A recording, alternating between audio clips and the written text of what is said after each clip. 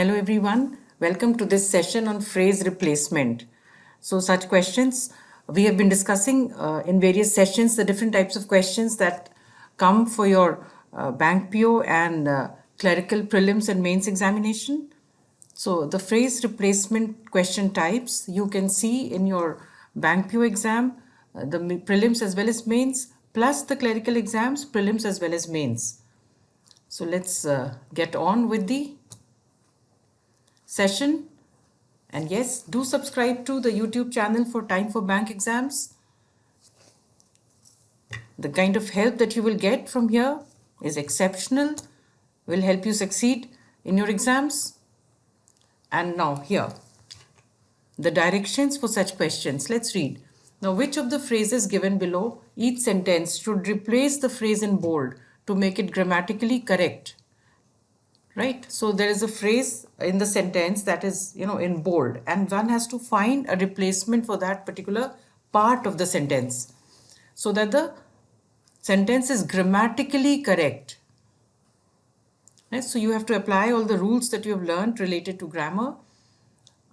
If the sentence is correct as it is given and no correction is required, mark 5 as your answer. That is no correction required. Yes, so here we go with the first sentence. It says, scarcely did I step on the bridge, then it broke. Now, we have, you have gone through all the parts of speech, the noun, pronoun, verb, adverb, adjective, yes, conjunction, preposition, phrasal verbs. So here when you look at, when you recall, yes, conjunctions. So there are certain conjunctions known as correlative conjunctions. And these are the conjunctions that, that come in pairs. Like when you have not only, yes, it pairs up with, but also. Likewise, yes, no sooner will be, yes, paired with than. Now the word scarcely and hardly, they pair with when. So scarcely, hardly, yes, they will pair with when. So one major, error that you see over here, scarcely did I step on the bridge. So this part is fine. Then it broke. This is the highlighted part, or, the phrase in bold. Then it broke. So then is wrong. The correct phrase over here should start with when. So then, than, yes, no correction. These three ruled out. Now between 3 and 4, yes, when it broke, when it has broken. So when it has broken, again the wrong tense has been used over here. So when it broke, you need a simple past tense over here. So correct option over here, option 3. The second sentence for practice here, I shall wait here until the bus has arrived. I shall wait here, right, until the bus has arrived. This is the bold part. Now, I shall wait here. The first part, yes, of the sentence, which is not in bold, yes, what does it tell us? I shall wait. So this is about the future, right? It is telling us about the future. So the correct form of the sentence over here should be, I shall wait here until the bus arrives. Has, has got a, has arrived is which tense? It is present perfect. It is present perfect tense, which does not fit in this category at all. Why? Because it doesn't gel with the earlier part of the sentence, right? So I shall wait here until the bus may arrive. No. Bus, yes, will arrive. Bus had arrived, definitely wrong, no correction. So until the bus will arrive, or until the bus arrives.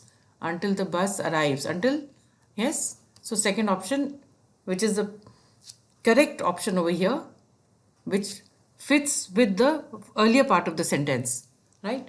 Until the bus arrives. All right, now let's go to the third sentence here,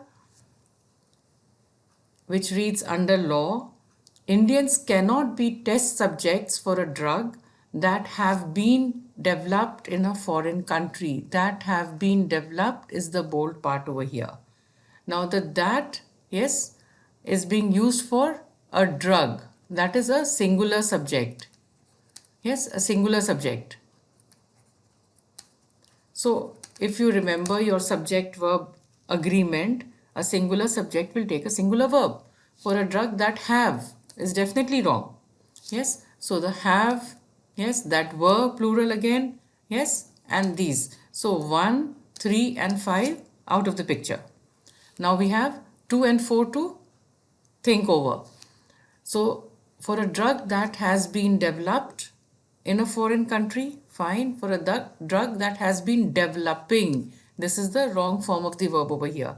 We do not require a continuous tense, that is going to make the sentence grammatically incorrect. Hence the correct option, option 2. Question number 4. Regarding banking in India, branch expansion is skewed up states that have a track record of growth. Branch expansion, yes, is skewed up states. This is the bold part. Now, what is the meaning of skewed? Yes, the word skewed, it means biased, yes, or it could also be distorted, yes, unfairly in favor of something, right? So the word skewed, yes, it takes it towards. The preposition, if at all you need a preposition, then it should be towards, skewed towards, right? So regarding banking in India, branch expansion is skewed towards states that have a track record of growth, right? So the states that have that have been growing, the banking branch expansion is more there. That is what the sentence says, right? Skewed within, wrong. Yes, skewed among states, wrong. Among states, wrong. Yes, so correct.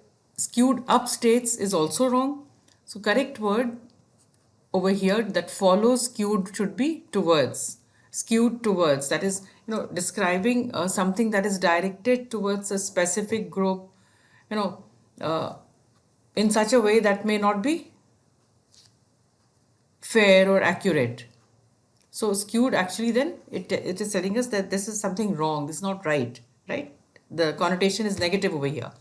So the correct sentence would be, regarding banking in India, branch expansion is skewed towards states that have a track record of growth. That's option 1. The next question, question number 5. The government is concerned about the small levels of digital literacy prevalent in India. Small levels of digital literacy present in India. Now, the word petty means something that is, that is something very lowly. Yes, so don't make petty comments. Yes, we keep petty cash in the office, for you, something that is used for small purposes. So this is the wrong word over here. Tiniest levels, yes, so there is no comparison. The sentence is used in a, is not giving any comparison over here. So we cannot be using tinier or tiniest, right? So ruled out. Reduced levels, now we will check reduced or low. Reduced from which level? What was the earlier level, right? So again ruled out. So the correct option would be the second one. Yes, petty, as we discussed earlier, that is something that is trivial, of very little importance, right? So that is definitely out of the picture. The government is concerned about the low levels of digital literacy prevalent in India. So when we talk about adjectives, so you can have adjectives in the positive form, you can have adjectives in the comparative form, in the superlative form, like, say good, better, best.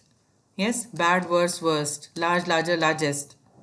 Right. So here in this sentence, yes, there is no comparison, there is no superlative. Yes, so we have low levels of digital literacy. That is the correct option. Now, question 6. Read the directions again over here.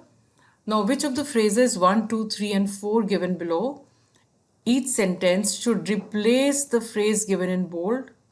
Yes, making the sentence grammatically correct. So you have to pick the yes, the replacement that will make the sentence grammatically correct, and if the sentence is correct as it is, then we mark 5, no correction is the answer. So statement 6, however influential he will be, this is your bold part, however influential he will be, grammatically wrong, right? The word of however as the conjunction, yes, is followed by maybe or might be, yes, depending on the clause. So here cannot is present tense, right? Cannot is present tense, hence maybe should be used. So however influential he may be, not will be, not could be, yes. However influenced is the wrong word, however influential. If you're influential, then you have an impact, yes. You have that power, that aura, yes, that impacts others. Whereas influence, that means you are the one who is influenced by others. So that doesn't make sense in this sentence. So correct option, option 3. However influential he may be, he cannot get an upper hand over his co-workers. Okay, we move to the 7th question here. The houses in the villages are more beautiful than the cities. Now here there is a comparison, right? And if you read the sentence, the houses are being compared to what? The houses in the villages should be compared to the houses in the cities. So then what? There's a question mark here. Something is missing. If we do not add houses, or if we do not add, a pronoun for houses, then it is an improper comparison. Then the houses are being compared to cities, which is wrong. Right? So the comparison has to be between the houses of the cities and the houses in the villages. So to make this sentence correct, what do? So houses in the villages are more beautiful than those in the cities, yes, than the houses in the cities. The those stands for the houses being compared to houses. All right, so the that, which is singular, ruled out. Beautiful than the cities, that is a wrong comparison. You cannot compare a house to a city, right? More beautiful in the cities, the sentence structure is wrong. Yes, now here if you see, always remember that whenever you compare, yes, the comparison has to be between two things that are comparable. Like say the weather in Delhi, yes, or the pollution in Delhi is more than in Agra. More than what in Agra? More than Agra, that is also wrong. So more than that in Agra, more than the pollution in Agra.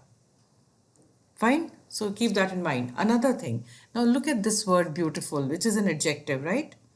So as we discussed earlier, that there are three types, main types when we say positive adjectives, comparative and superlative adjectives. So for words like, for certain words like when you say bad, worse, yes, worst, yes, the word is changing completely. For other words like big, so it becomes bigger and biggest, right? So ER and EST are added for the comparative and the superlative. For words which have got 3 or more than 3 syllables, so phonetically when you break up the word, so it becomes yes, beautiful, 3 syllables. For such words, yes, you will be adding more and most. So more and most beautiful to bring out the comparative and superlative degree. So that was, yes, an add-on over here. So correct answer, option 3. Moving to the 8th question here. He did not mind to take his photograph while he was having dinner with the foreign delegates. He did not mind to take, Now the verb mind is generally followed by a gerund. Now say a verb like, okay, dancing. So the verb plus ing form, yes. Now this is a verb in the continuous tense. Yes, he was dancing gracefully. Correct? Now the same verb plus ing form can be used as a gerund, which is a verbal noun. So when we say dancing is a good exercise, so in this sentence dancing is a gerund. The same word dancing, verb plus ing, can be used as an adjective also. Yes, so it can be used as an adjective also when you say the dancing doll, right? So keep that in mind whenever you see the verb plus ing form, it could be a verb, it could be a gerund, or it could be an adjective. Now here the verb mind is generally followed by a gerund, that is verb plus ing form, and not a to plus verb form, right? Not a to infinitive. So correction will be he did not mind taking. Yes, so to take ruled out, and the fifth also ruled out. Now between 3 and 4, he had not minded taking. Now the tense is wrong over here, wrong tense. So he did not mind taking his photograph while he was having dinner with the foreign delegates. There are a number of rules that are there for grammar. Please revise all the grammar rules properly. Go through various exercises, enough practice, enough online, mock tests, sectional tests, and you'll do well then. You'll find a number of such tests, on the time site when you enroll with us as a student. Now go to the 9th one here. Had I been informed about it in advance, I would have arrived much earlier. Had I been informed about it in advance. Now, this is your bold part. Had I been informed about it in advance, I would have arrived much earlier. Would have. Yes, so look at the modal used over here. Would have, right? Now, so this is like a conditional statement. If I had been informed, it is one and the same. So if, for the conditional statement, when do you use the modal? You use the modal would have, yes, when the main verb would be in the past perfect tense. So past perfect is what we are looking at. Yes. If I had been informed, yes,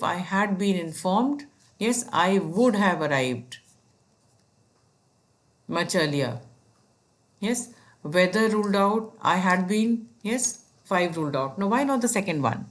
I had not been informed about it in advance, I would have arrived. The sentence doesn't match with the later part of the sentence.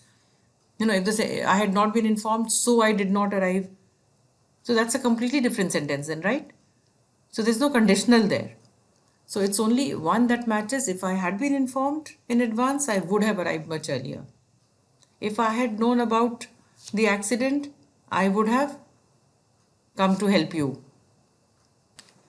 So now we move to the next question, that is question number 10. He intends to completing his work by the end of the week. Now the bold part for this sentence is he intends to completing. Yes. Now the to infinitive should not be used with the verb. Yes. So we should be using an ing form of the verb over here only, not the to plus ing. To plus ing, yes, not to be used. So he intends off is the wrong preposition over here, ruled out. He is completing his work. Yes, that has a different meaning. Then you're changing the meaning of the sentence, right? He intends complete. Yes, wrong. He intends completing. He intends completing his work by the end of the week. So this is the correct choice over here for this sentence. He intends completing his work by the end of the week. All right.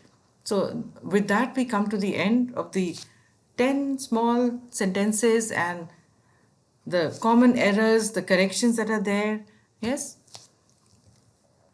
So in order that you have more practice, do join and subscribe to Time for Bank Exams channel. There you will get practice for different types of competitive exams, the bank, SSC, CGL, insurance, railways, and other related exams. And here is some more information for you. The links given in they're given in the description box below. And for classroom coaching, do contact your nearest time center. For online courses, you can enroll at the rate t4e.info/bankssconline.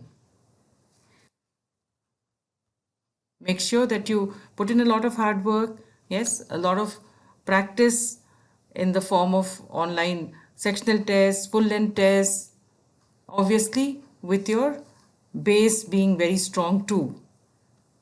Thank you and all the best, everyone.